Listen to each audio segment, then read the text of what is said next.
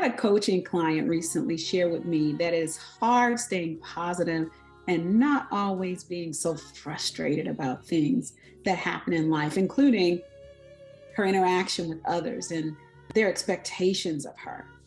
As I listened to her, I thought to myself, you know, our emotional life stream, it's so often broken and broken in a way that we don't even really see it or realize it at times. Our core, the core of who we are, that core of our being runs so deep. Let's talk a little bit about this, the types of consideration in this space of emotional wholeness, our emotional life stream, and the importance of being your true, authentic self. Let's talk about it.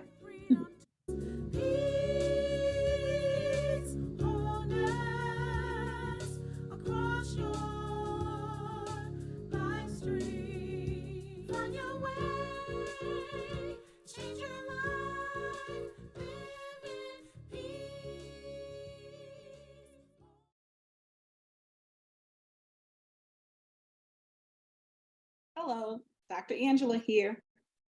Your emotional life stream includes several areas that may need some attention.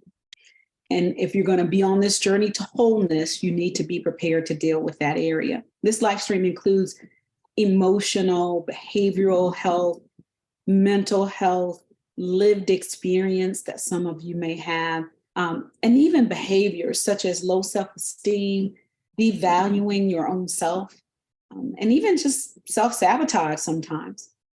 Recently during a session with one of my clients, she shared 3 examples with me that all really reflected the same self-sabotaging behavior. And the examples were from 3 different areas: her personal life, her personal business ventures, and investing that she's doing, and then a 3rd area from her full-time role in a leadership role in an organization. Now, with all 3 of the examples that she shared with me, the common denominator for each was her. So my approach in my coaching and working with her and letting her share those 3 examples, I wanted to raise that important factor with her, but I needed her to get to that place for herself so that she could begin the work of addressing the behaviors that put limitations on who she was as an individual.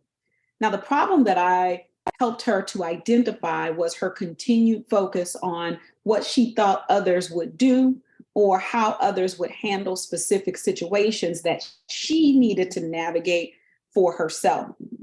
She was very concerned with what other people thought and never allowed her own self-control decision-making to come to be in all that she did in her day-to-day life.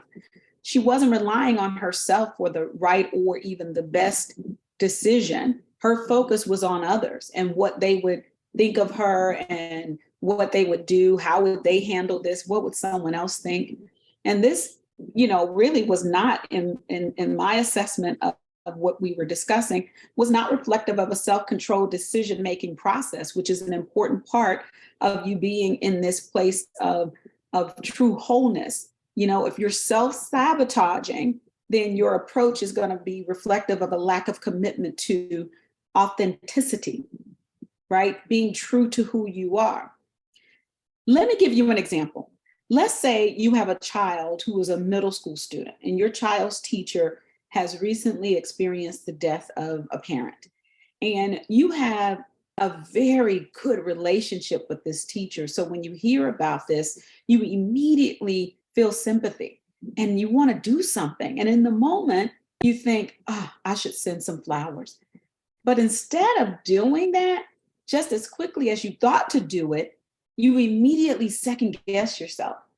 And you say, wait, maybe I shouldn't do that. Let me Google it. Let me see what I should do. I'll go Google it.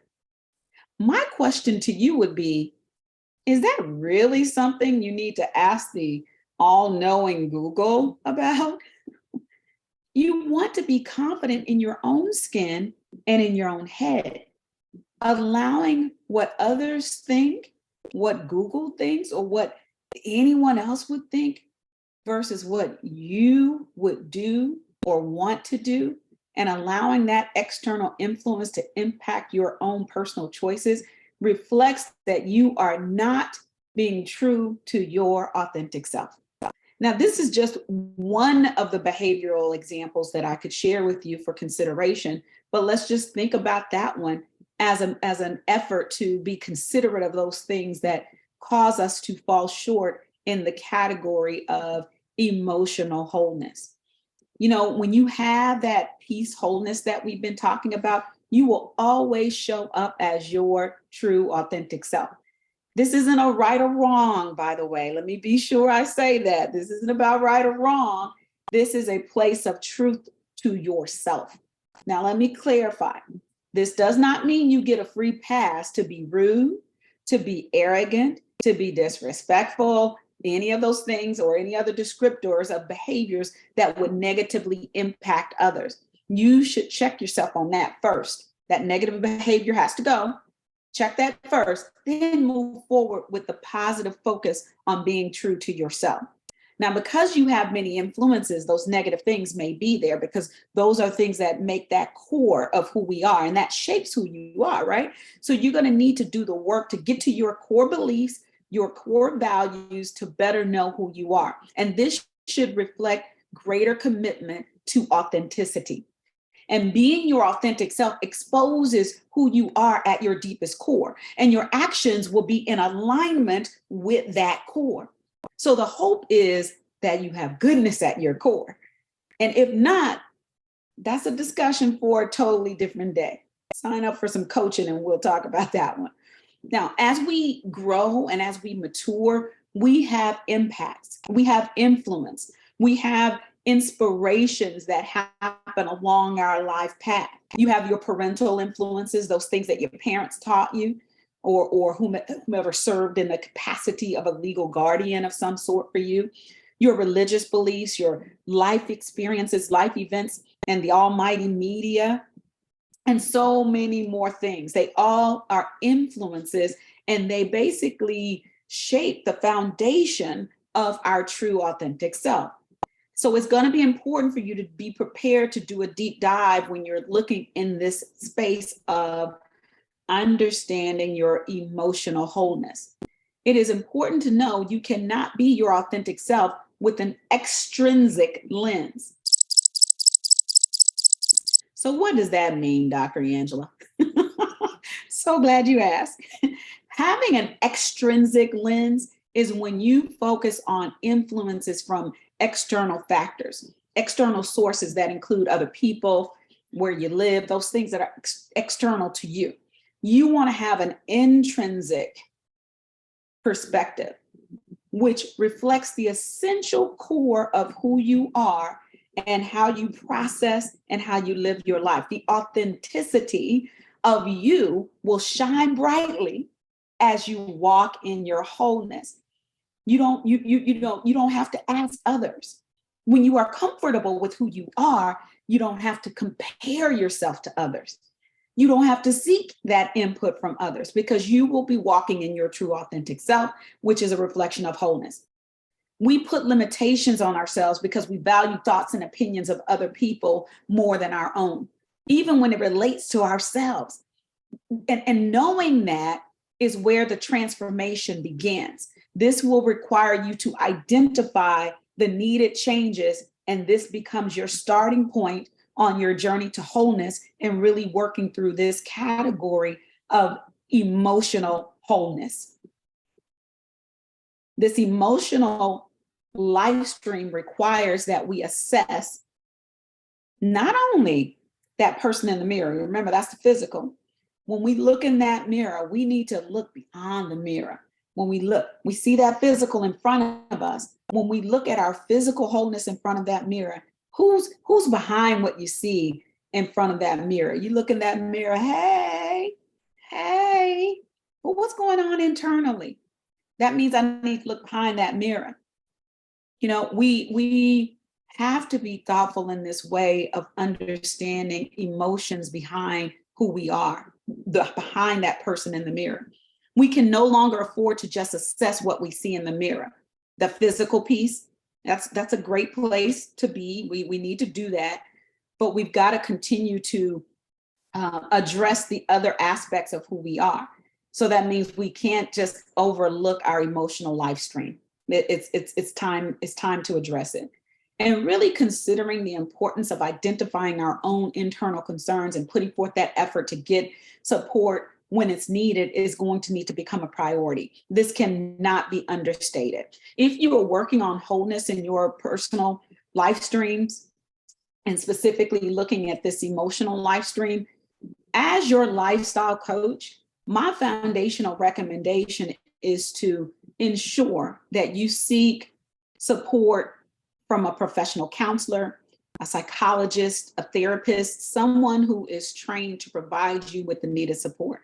And as a coach, I can provide you with input and guidance and help you shape this journey and do the needed work and you are going to do the work, by the way.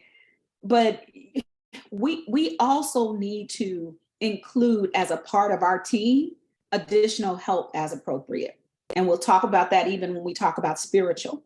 This may be what you need to end the self-sabotaging behavior that's putting limitations in your emotional life stream. These limitations will hinder you from being truly your authentic self. You want to show up authentically you, right? So let's work on it. Let's work on being our authentic selves, right? Demonstrating that peace, wholeness, PESSCE that we've been talking about. We're talking about E today, right? Remember the importance of wholeness in the space of emotional. And when you show up as your authentic self, you're going to feel no obligation to prove yourself to anyone. You will have proven yourself to the most important person. And you know who that's going to be? That's going to be you. You're going to prove that to yourself. Trust yourself and move forward. Believe in yourself and move forward. Check yourself and move forward.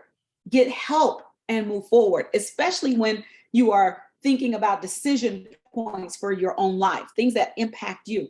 Stop taking all of the extra time and worry about what others will say or what they will think about you. You spend your whole life worried about other people. Go buy those flowers for that teacher, right? Send a card if you think about someone. Even if they don't send one back, that's okay. Don't worry about what others think, do, or say. Do what you need to do to ensure you have emotional wholeness. You know, if you look in that mirror and you see a little stomach pouch, just kind of little pouch sticking out in that mirror, that's okay. Just hold it in. Or get a waist trainer and then go ahead to the gym to get rid of it. Work on yourself and don't worry about what others think about you. If you're okay with that pouch, that's all right.